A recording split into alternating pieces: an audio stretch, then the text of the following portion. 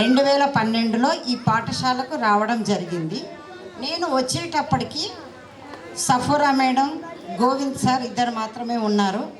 నేను 3 ఉపాధ్యాయురాలని అయ్యాను. తర్వాత 2013లో ప్రకాశం సార్ గారు, రోజా మేడం గారు పిఎస్హెచ్ఎం పోస్ట్ శాంక్షన్ అయింది. దాంతో ప్రకాశం సారు ఎస్జిటిగా రోజారాణి మేడం రావడం జరిగింది. మొత్తం 5 ఉపాధ్యాయులం అయ్యాం. ఆ తర్వాత ప్రకాశం సార్ ప్రీ ప్రైమరీ ఇంతమంది మనం 5 ఉన్నాం కదా, ఏదైనా సాధించగలము అన్న ఉద్దేశంతో 2015 సంవత్సరంలో మండలంలో ఇంగ్లీష్ మీడియం స్కూల్ అనేది గవర్నమెంట్ స్కూళ్ళల్లో, తర్వాత ప్రీ ప్రైమరీ అనేది అప్పటి వరకు రాలేదు. కానీ మా జెండా వెంకటాపూర్ పాఠశాలలో ప్రకాశం సారు ఉత్సాహంగా ముందుకొచ్చి మమ్మల్ని నడిపించి మన ఊర్లో ప్రచారం చేద్దాము, జెండా వెంకటాపూర్లో ప్రీ ప్రైమరీ మనమే స్టార్ట్ చేద్దాము అన్న ఉద్దేశంతో మొదలు పెట్టడం జరిగింది. మొదలు పెట్టినందుకు గాను చాలా సక్సెస్ చేసాం.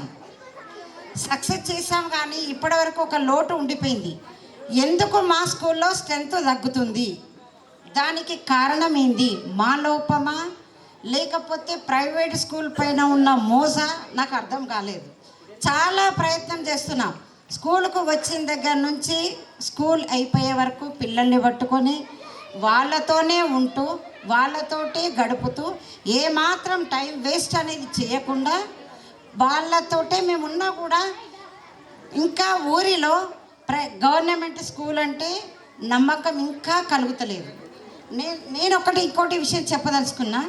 మా దగ్గర పిల్లలు కొంతమంది ప్రైవేట్ మా దగ్గర ఉన్నప్పుడు బ్యాగు ఉండకపోయేది, ఒక కవరు, అందులో ఒక స్లేటు, ఒక బుక్ మాత్రమే పట్టుకొచ్చేవాళ్ళు. పెన్సిల్ ఉండకపోయేది, స్లేట్ పెన్సిల్ ఉండకపోయేది. ఏవి లేకున్నా మేము మేనేజ్ చేస్తూ వాళ్ళని ముందుకు తీసుకొచ్చినాం. అయితే ఆ పిల్లల్ని ఏం చేశారంటే, ఇక్కడ సరిగా నడుస్తలేదు, ఇక్కడ సరిగా చెప్పట్లేదు అని చెప్పి ప్రైవేట్ స్కూల్లో చేర్పించి వాళ్ళని ఎలా తయారు చేశారంటే, కొత్త బ్యాగు నిండా బుక్స్, టిఫిన్ బాక్సు, అది బుట్టలో, వాటర్ బాటిల్, తర్వాత దానికి నాప్కిన్, ఇవన్నీ షూ, టై, బెల్ట్, ఎవ్రీథింగ్ తయారు చేసి ప్రైవేట్కు పంపించారు. మరి మా స్కూల్కి అలా ఎందుకు పంపించారు అనే బాధ కలుగుతుంది మాకు. మేము టీచర్లమే, మేము పిల్లలకు చదువు చెప్తున్నాం కదా, మరి మా స్కూల్కి అలా ఎందుకు పంపించట్లేదు?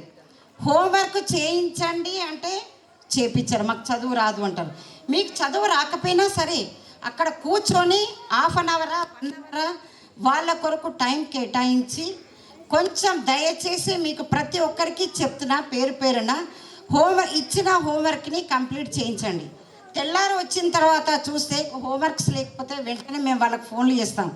ఏంటమ్మా హోంవర్క్ చేయించలేదంటే, లేదు మేడం నాకు తీరలేదు. నీకు తీరకపోని అమ్మా అక్కడ కూర్చోమ్మని రాయించింది అంటే, సరే మేడం రేపు రాయిస్తాం. ప్రతి పేరెంట్ తోటి మాకు కాంట్రాక్ట్స్ ఉన్నాయి. ప్రతి పేరెంట్కి ఫోన్ చేస్తాం. పిల్లలకి స్కూల్కి రాకపోయినా, హోంవర్క్ చేయకపోయినా, బుక్స్ సరిగ్గా లేకపోయినా ప్రతి పేరెంట్కి మా దగ్గర నుంచి ఫోన్ పోతుంది సార్, కంపల్సరీ. ప్రతి టైంలో అందరి ఫోన్ నెంబర్స్ మా దగ్గర ఉన్నాయి, రిజిస్టర్లో ఉంటాయి. మా ఫోన్ పోయింది అంటే పేరెంట్కి ఒకలాంటిది, మేడం సార్స్ ఫోన్ చేస్తుండ్రు అంటే మా పిల్లలు ఏదో లోపం ఉంది, అయితే హోంవర్క్ చేయలేదా, లేకపోతే సరిగా చదవలేదా అని. లేదు మేడం ఈరోజు చేయిస్తాం మేడం, ఇట్లా ఉంది.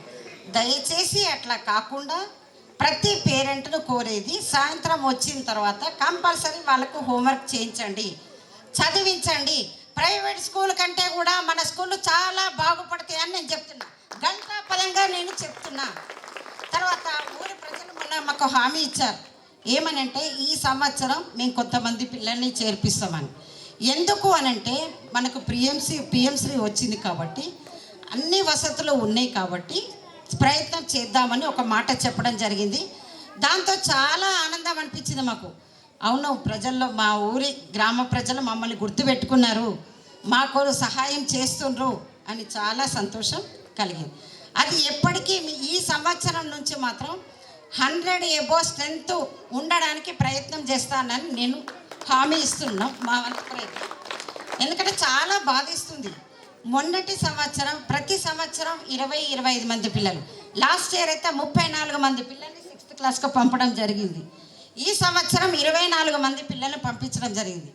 పంపించడం జరుగుతుంది కానీ అంత స్ట్రెంత్ మా స్కూల్లో రావడం లేదు. ప్రయత్నం చేసిన కాదు కానీ ఈ సంవత్సరం మాత్రం గట్టిగా ప్రయత్నం, అంటే హాలిడేస్కు ముందు హాలిడేస్ తర్వాత ఎంత కష్టపడాలో అంత కష్టపడడానికి మేము రెడీగా ఉన్నాం.